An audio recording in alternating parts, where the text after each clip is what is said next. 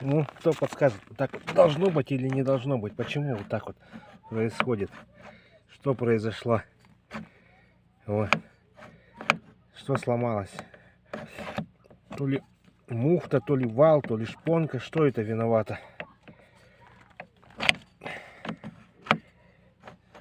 Кто знает? Подскажите.